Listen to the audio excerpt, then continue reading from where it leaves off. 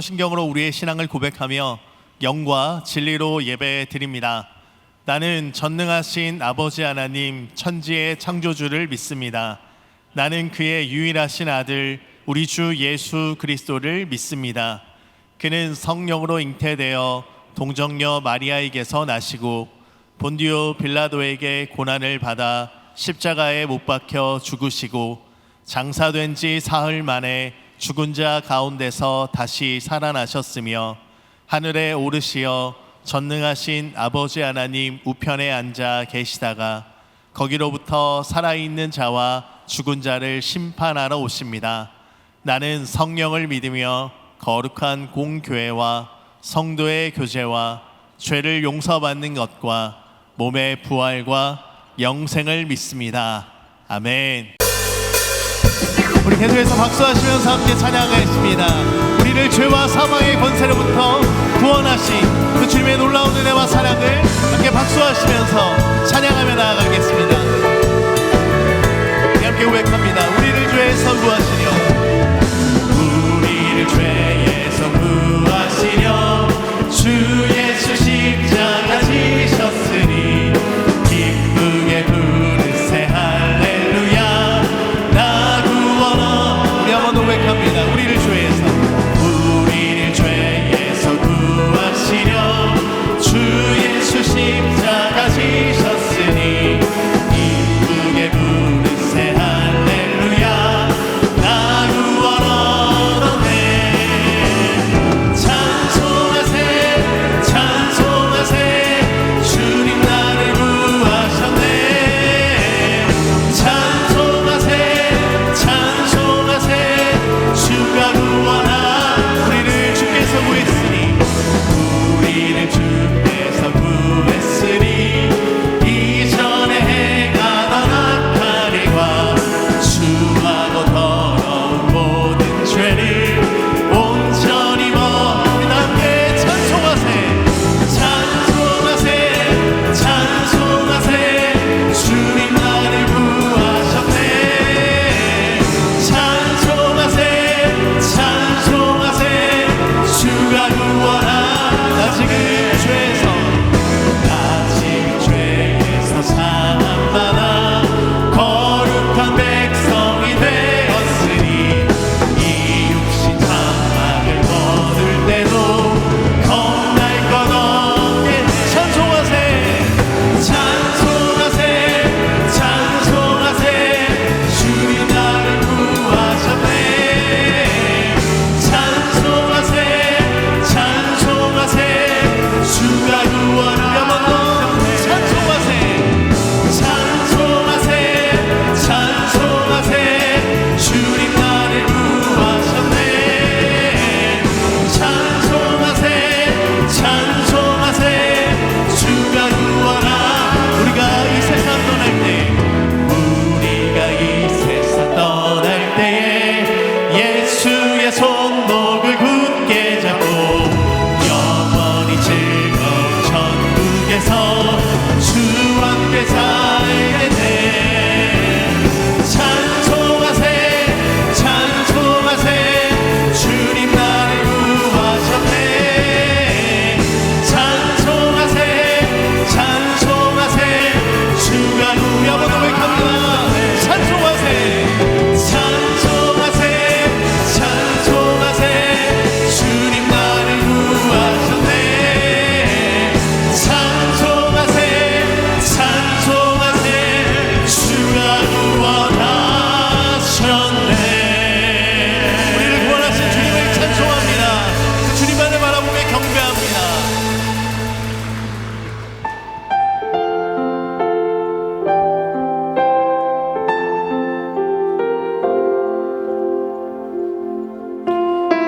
주님 없이 살아갈 수 없다라는 오늘 이 찬양의 고백이 우리의 고백이 되기 원합니다. 주 없이 살 수 없네 죄인의 구주여 그 귀한 보배 피로 날 구속하소.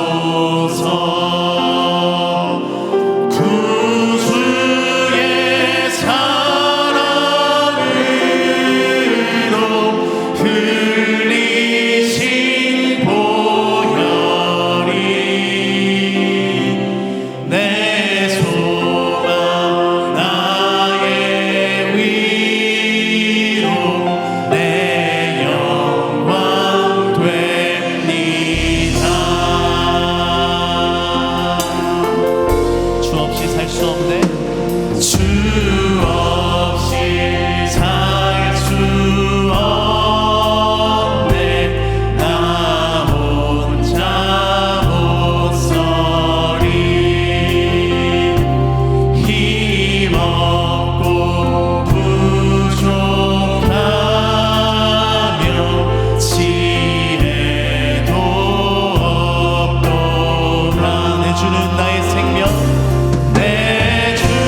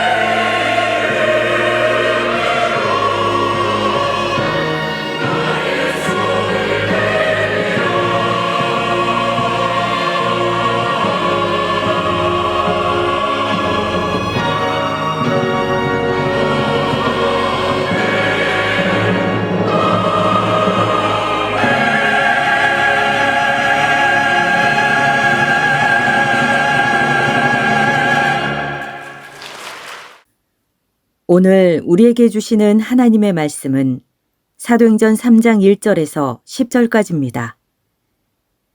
제9시 기도 시간에 베드로와 요한이 성전에 올라갈새 나면서 못 걷게 된 이를 사람들이 메고 오니 이는 성전에 들어가는 사람들에게 구걸하기 위하여 날마다 미문이라는 성전문에 두는 자라. 그가 베드로와 요한이 성전에 들어가려 함을 보고 구걸하거늘 베드로가 요한과 더불어 주목하여 이르되 우리를 보라 하니 그가 그들에게서 무엇을 얻을까 하여 바라보거늘 베드로가 이르되 은과 금은 내게 없거니와 내게 있는 이것을 내게 주노니 나사렛 예수 그리스도의 이름으로 일어나 걸으라 하고 오른손을 잡아 일으키니 발과 발목이 곧 힘을 얻고 뛰어서서 걸으며 그들과 함께 성전으로 들어가면서 걷기도 하고 뛰기도 하며 하나님을 찬송하니 모든 백성이 그 걷는 것과 하나님을 찬송함을 보고 그가 본래 성전 미문에 앉아 구걸하던 사람인 줄 알고 그에게 일어난 일로 인하여 심히 놀랍게 여기며 놀라니라. 이것은 주님의 말씀입니다. 아멘. 오늘 읽은 본문 말씀은 베드로 이야기가 기록되어 있습니다. 그동안 수세에 몰려있던 베드로를 비롯해서 이 제자들이 비로소 기지개를 켜고 밖으로 나와서 또 자기 역할을 다하는 모습을 성경을 통해서 보여주고 있습니다. 원래 베드로는 다른 제자들에 비해서 조금 다혈질적인 기질이 있습니다. 시행착오를 많이 겪었어요. 후퇴도 하고 남들보다 먼저 전진도 했는데 많은 실패도 거듭했습니다. 우리 지난날 모습을 되돌아보면 베드로의 모습이 상상이 됩니다. 그런데 베드로가 이 전환점을 갖게 된 것은 성령 강림 후에 다락방에서 만들어졌습니다. 다락방은 베드로가 된 기점이고 전환점이고 그리고 거기는 어떻게 보면 새로운 시발을 하게 되는 지점이라고 볼 수 있어요. 그래서 그 지점을 거친 후에 베드로 일행은 마침내 나가서 전도하게 되죠. 2장부터 3장 계속되는 이 전도 행렬에 많은 영향력이 나타나기 시작했고 결실이 주어지게 됐습니다. 2장에 보면 나가서 말씀을 전했는데 많은 사람들이 그 말씀에 도전이 돼서 회개의 열매를 맺게 되고 결실을 하게 되고 그래서 그날 세례받는 사람이 3,000명이나 됐다. 성경은 그렇게 말씀하고 있어요. 대단한 거죠. 오늘도 3,000명이면 엄청난 숫자인데 그 당시 이건 엄청난 획기적인 사건이죠. 다락방이 이렇게 만들어 놨습니다. 그래서 갑자기 베드로는 그 시대 아주 성공자, 대스타가 됐습니다. 사람들이 그의 설교를 듣기 위해서 막 몰려오고 운집하는 그런 역사가 일어나고 있어요. 이렇게 되면은 우쭐해질 수 있죠. 교만해질 수 있고. 그런데 오늘 성경의 모습을 보면 베드로는 다락방 이전에는 상당히 이 행동에 굴곡이 많았는데 이제부터는 아주 일관된 행동을 보이게 돼요. 오늘 이 모습을 보면 굉장히 진지한 모습을 우리에게 보여주고 있습니다. 그래서 오늘 또 집회를 하기 위해서 갑니다. 많은 사람들이 모였을 거예요. 그리고 기적도 또 일어날 겁니다. 흥분된 마음을 가지고 가고 있는데 그때 걷지 못하는 그러면서도 남루한 인생을 살아가던 거지 출신 한 사람이 손을 내밀며 먹을 걸 달라, 한 푼 달라 그렇게 요구를 합니다. 그때 대스타가 됐던 베드로는 가던 발걸음을 멈추고 그를 정중하게 상대해 줍니다. 굉장한 거죠. 그 모습을 오늘 성경은 말씀을 해요. 그리고 그에게 그 유명한 멘트 한마디를 해요. 내게는 은과 금은 없다. 내게 있는 것을 내게 주노니 나사렛 예수의 이름으로 명하노니 일어나라, 걸어라, 움직여라. 그랬더니 기적이 일어났다 하는 것이 오늘 읽은 성경 말씀의 내용입니다. 여기서 우리는 오늘 세 가지를 보려고 그래요. 첫 번째는 그렇게 가는 행렬, 베드로의 눈에 거지가 눈에 들어왔다는 부분입니다. 이건 사건이죠. 굉장한 사건입니다. 지금 대스타가 됐습니다. 유명해졌어요. 사람들이 그의 뒤를 따라옵니다. 그의 설교를 듣기 위해서 수많은 사람들이 지금 모였어요. 거길 가고 있습니다. 근데 거지가 한 푼 달라 그래요. 근데 그렇게 가던 베드로의 눈에 그 거지가 보였다는 것이 기적이에요. 여러분, 사람들의 꿈은 성공하는 겁니다. 사람이 이렇게 성공해서 많은 사람들이 알아주고 내 팬이 생기고 그리고 내 뒤에 많은 사람들이 따라오고 이렇게 성공하게 되면 사람은 변화가 돼요. 변질이 됩니다. 주변 사람들이 눈에 안 들어와요. 이게 위험한 그런 순간이죠. 베드로의 눈에 왜 거지가 보였겠어요? 우리 목회자들의 최고의 위험이 뭐냐면 성공이에요. 우리 목회자들도 성공하고 싶은 욕망이 있어요. 많은 사람들이 몰려오고 칭송받고 능력이 나타나고 권능이 나타나고 표적이 나타났다. 성공은 좋은데 이게 위험한 거죠. 이때 목회자들이 눈에 교회에서 신앙생활하다가 상처를 받고 하나가 이렇게 떨어져 나갈 때 그게 눈에 안 들어와요. 이게 위험한 거예요. 이게 성공의 위험성. 그래서 성공했다는 사람들은 다른 사람에 비해서 배나 더 기도해야 돼요. 그렇지 않으면 변질되는 거죠. 베드로는 그 상황에서 거지가 눈에 보였어요. 이 사건이죠. 멈추고 그를 상대해 주는 거예요. 이 부분을 이렇게 보면 베드로라는 사람이 장차 어떤 사람이 될 것인가를 암시해 주는 대목이에요. 첫 번째고요. 두 번째, 거지에게 이렇게 멘트를 줍니다. 내게는 은과 금은 없어. 내게 있는 것을 내게 주노니 나사렛 예수의 이름으로 일어나라, 걸으라. 여기 보면 베드로는 평소 굉장히 무지자로 나타나요. 베드로가 베드로 되기 이전에 시행착오를 많이 겪은 거예요. 근데 그가 말하기를 내게는 금과 은은 없어. 내게 있는 게 있어. 나사렛 예수야. 나사렛 예수의 이름으로 명하노니 일어나 걸으라. 아, 이거는 대단한 발견이에요. 여러분, 전도는 은과 금을 주는 것이 아니에요.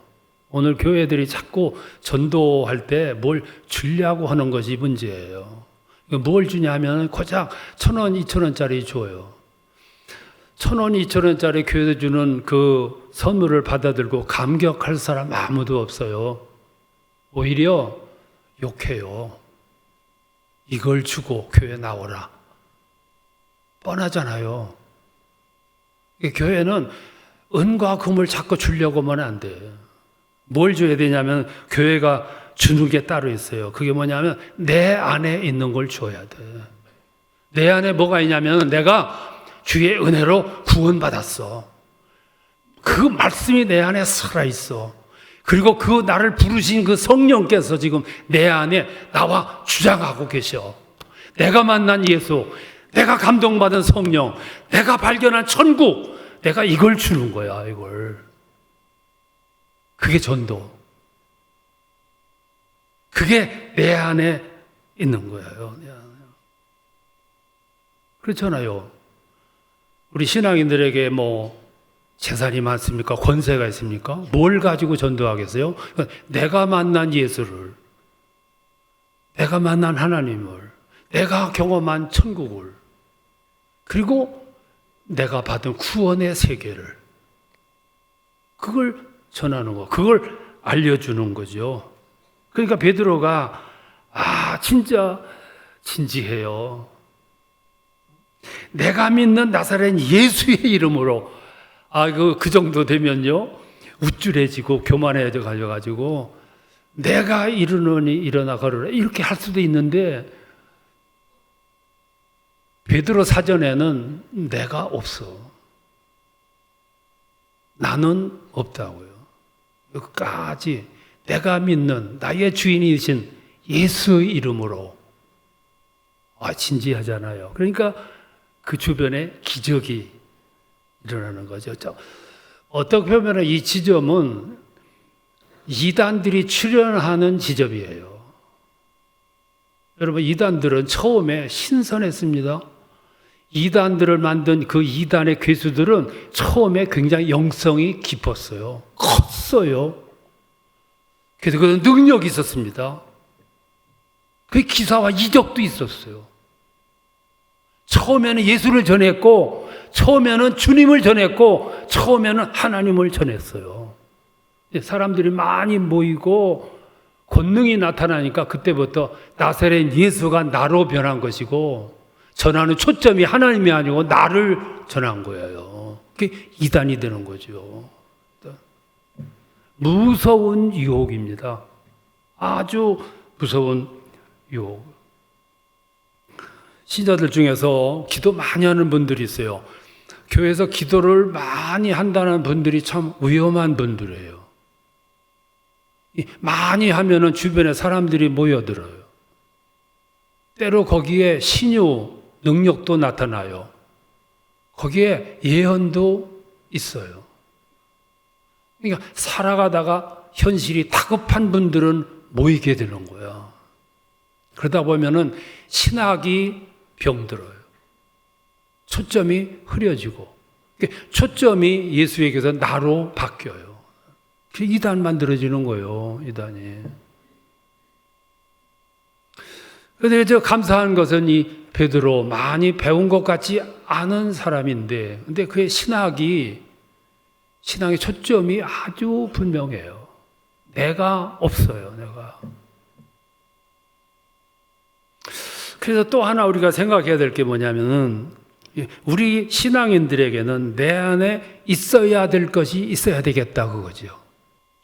여러분, 신앙의 생활은 연수도 중요하고 직분 가진 것도 중요해요. 얼마나 믿었느냐, 역사도 중요해요. 근데 더 중요한 것은 내 안에 하나님의 영이 살아 계시냐, 이거야. 이게 우리의 실력이라고요. 신앙인의 실력. 그게 있어야 내가 나눠줄 수 있고 말할 수 있어요. 그게 있어야 입이 열리게 되고, 그게 있어야 알게 되고, 그게 있어야 분별력이 생기고, 그게 있어야 말씀에 깊이가 있고, 그것이 있어져야 미래를 말할 수 있는 거예요. 우리 가슴에 그게 있어야 돼. 그래야 나는 축소되고 주님의 영역은 커지는 거죠. 커지는 거예요. 여러분, 지식이 있어 보세요. 말하고 싶어서 견딜 수가 없어. 내 안에 재능이 있어 보세요. 그걸 말하고 싶어. 내가 가수여 보세요. 시키지 않아도 그냥 사람들 앞에 나가서 노래하는 걸 이게 중요한 거예요. 근데 음치들은 노래 부르라고 할까봐 겁나는 거예요. 왜? 없으니까. 내 안에 성령께서 뜨겁게 역사해 보세요. 막 입이 열려. 증거하고 싶어. 말하고 싶어. 천국을 증거하고 싶어져요. 말씀을 전하고 싶어져. 그게 자본. 그래서 하나님이 우리에게 주어진 대표적인 권능이 두 가지가 있어요. 하나는 나는 주님으로부터 부름받은 사람이다. 이게 권능이에요. 이게 성경의 주제잖아요. 나는 누구냐면 주께로부터 부름받은 사람, 선택받은 사람이에요. 나는 주께로부터 부름받았다. 그러면 아멘으로 받아야 돼. 그때부터 하나님의 영이, 성령이 나의 인생을 주관하시. 나는 그분에게 기대는 삶을 살고 그분은 나에게 기둥이 되시는 거고 배경이 되시는 거고 의지자가 되는 것이고 바위가 되시는 거예요. 이게 든든한 인생을 살아가죠. 근데 어떤 분들은 나는 주님께로부터 부름받았다 그러면 나는 지성인인데 그걸 믿으란 말이냐 이렇게 대답을 하는 분이 있어요. 이런 분들을 만나면 참 대책이 없어요. 간혹 지성인을 자처하는 분들이 성령을 받아야 된다, 성령을 받으라 그러면 속에서 이 거부가 나오는 거예요. 난 지성인인데. 이런 지성인 신앙인에게는 하자가 하나 있는데 그게 뭐냐면은 자꾸 자기식의 믿음을 얘기를 하는 거예요. 자기식의 이야기가 뭐냐면은 자꾸 내 생각에는 이렇게 얘기를 하는 거예요. 이런 분들이 교회가 많으면 교회가 시끄러워져요. 이런 분들이 당회원으로 만들어져 있으면 그 당회가 시끄러워져요. 자꾸 말하기를 내 생각에는 이렇게 나오는 거예요. 주님 말씀하시기를 이래야 되는데 내 생각에는. 이런 분들은 성경 공부를 해서는 변화가 안 돼요. 어디를 가야 되냐면 다락방에 가야 돼. 다락방에 거치면 내 생각은 이렇게 말하던 사람이 주님 말씀하시기를 이렇게 표현해. 다락방이 어디냐면 내가 그렇게 신봉하던 지성신앙이 절절히 무력감을 그냥 절절히 느끼는 자리에 처하는 자리, 거기가 다락방이에요. 어느 날 감당기 어려운 현실에 내가 탁 직면을 해. 앞뒤가 꽉 막혔어. 거기가 다락방. 그동안 내가 건강했어. 섭생생활 잘했고 운동만 하면은 건강해져. 그걸 믿고 그리고 왔는데 어느 날 중환자실에 실려간 거야. 거기가 다락방이에요. 사람들은 거기에 가면 눈이 뜨게 했어. 생각이 열리고 내 입이 열리고 판단의 기준이 거기 달라지게 됐어. 오늘 우리들이 살아가다가 때로 다락방에 가는 것도 축복이야. 왜냐하면 전환이 되니까, 새로워지니까, 새 세계를 발견하게 되니까. 베드로가 다락방에서 변화를 받았어. 사도 바울은 다메섹에서 변화를 받았어. 도마는 손가락 사건을 통해서 변화됐어. 엄청나게 변화가 됐어. 언젠가 어느 집사님이 간곡하게 요청을 했어요. 내 남편이 병원에 입원을 했는데 어려워요. 꼭 신방 좀 한번 해주세요. 그래서 갔어요. 하고 처음 보는 사람인데 가자마자 내 손을 꼭 잡더니 목사님 나는 세례를 2번 받은 사람입니다. 그래.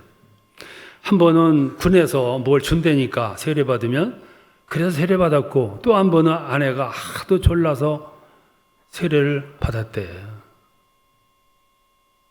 근데 그렇게 세례를 받았는데 아무 변화가 없는 거예요. 그런데 병원 그 자리에 턱 놓이니까 이게 달라지는 거예요. 가자마자 손잡고 나는 세례를 2번 받았습니다.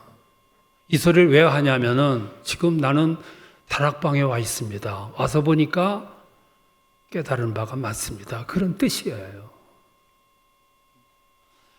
다락방에 가지 않고 이걸 알 수 있다면 더 큰 은혜죠. 더 큰 축복이죠. 나는 누구냐 하면은 주께로부터 은혜로 100% 은혜로 부름받은 사람이다. 그러면 아멘 해야 돼. 그럼 그때부터 내 인생은 주인이 내가 아니고 주님이 되는 거예요. 성령께서 내 안에서 나를 주장하시는 거예요. 그게 신앙의 생활이에요. 성도들에게는 전도하는 권세가 주어졌어요. 전도는 전도지를 들고 꼭 가서 이게 해야 전도가 아니고 일상생활의 대화 속에서, 일상생활의 관계 속에서, 일상생활 속에서 언제나 초점이 주님이 되고 내가 받은 은혜를 말할 수 있고 내게 주어진 은총을, 변화를, 내가 본 천국을, 내가 경험한 주님과의 관계를 자연스럽게 말하고 토론할 수 있는 그것이 전도예요. 세련된 그런 전도지요. 전도는 내가 하는 행위지만 열매 맺고 결실을 하는 것은 주님의 몫이에요. 성령께서 하시는 거라고. 어느 인도의 어느 회사 다니는 사람이 기차를 타고 출퇴근을 해요. 출근할 때마다 전도지를 나눠줘. 그날따라 힌두교인에게 전도지를 주었어. 힌두교인은 전도지를 받자마자 찢어가지고 창문에다가 버려버렸어. 이게 전도하는 데 따른 부작용이죠. 전도지 이렇게 전도하다가 보면 봉변을 당하고요. 욕을 먹기도 하고. 그럼 우리는 한계를 느껴요. 이게 이렇게 해가지고 무슨 결실이 있겠나. 그거는 우리 소관이 아니에요. 씨 뿌리는 사람은 뿌리는 권능은 있어도 싹이 나게 하고 열매 맺게 하는 기술은 없어요. 그래서 사도 바울이 고백을 했습니다. 나는 뿌리 없고 아볼로는 물을 주는 거지. 자라나게 하고 열매 맺는 거는 우리 영역이 아니고 하나님의 영역이라는 거죠. 그날따라 줬는데 확 버렸는데 한참 가다가 보니까 어떤 사람이 삶의 염증을 느끼고 죽어야 되겠다. 이 철로, 저쪽 있는 철로를 베개처럼 베고 자살하려고 눈을 감고 있는데 뭐가 이렇게 오더니 이마에 하나 뭐가 떨어지는 거예요. 보니까 종이 쪽지인데 예수 믿고 구원을 받으라고. 우스갯소리인 것 같은데요. 하나님이 하시는 일이 이렇게 만드는 거예요. 하나님은 우연을 기회를 만들고 하나님은 어떤 이상한 일들을 하나님이 역사로 만들어서 열매를 맺게 하시는 거예요. 이게 하나님의 세계죠. 어느 전도 전략 세미나에서 강사들이 나와가지고 전도 전략을 막 얘기를 하면서 요즘에는 시대가 바뀌었기 때문에 사람들이 많이 오고 가는 광장에서 서울역에서 어떤 광장에서 외치면서 전도하는 거 효과가 없다. 하면 안 된다. 역반응이 나온다. 그 전도하는 행위에 대해서 질책을 하니까 어떤 사람이 일어나서 얘기를 했어요. 전도 방법에 대해서 너무 속단하지 말라고. 씨를 뿌리면 길가에도 떨어질 수 있고 돌짝밭에 떨어질 수 있지만 하나님의 역사는 거기에서도 새로운 역사를 만드는 거라고.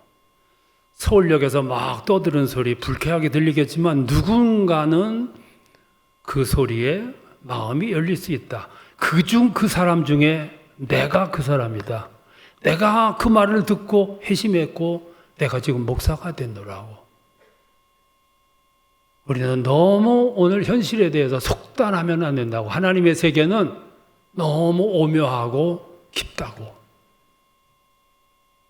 문제는 신앙생활은 영적 생활인데 영적 생활이 뭐냐면 내 인생을 살아가는데 우리 주님께 하나님께 이렇게 기대는 삶을 영적 생활이라고 그래. 그때 우리 주님은 나를 이렇게 받아주셔. 힘있게 나를 지탱하게 해주셔. 그리고 가는 길을 함께 걸어가셔. 내가 아픔을 당할 때 함께 아픔을 당하셔. 내가 울고 있을 때 주님도 함께 울으셔. 그리고 결정적인 순간에는 우리 성령께서 액션을 취해가지고 우리의 가는 길에 문을 여시는 거예요. 어두운 길을 밝게 하시는 것이고 암담한 현실을 질서 있게 여시는 성령의 역사. 이게 영적 생활이에요. 오늘 우리는 베드로의 모습을 통해서 그런 역사를 보게 되는 거죠. 사랑하는 성도 여러분, 나는 여러분들을 주님이 사랑하시되 어느 날 기적같이 이게 아니고 여러분이 힘들고 어려울 때 옆에서 내가 있어 나에게 기대 그 한마디만 들어주시고 내가 힘이 겨워서 울 때 옆에서 아무 소리 없이 함께 울어주시는 주님이 계시다는 거, 그게 영적 생활. 그렇게 가다 보면 주님의 때가 되면 주께서 길을 여시고 문을 여시고 여러분을 이끌어 주신다는 것. 이런 축복이 여러분들에게 충만하시기를 축원합니다. 이제는 우리 주님 예수 그리스도의 은혜와 하나님 아버지의 사랑하심과 성령님의 교통하시고 인도하심이 오늘 예배 참여한 주의 자녀들 모두의 머리 위에 항상 함께 계시기를 축원하옵나이다. 아멘.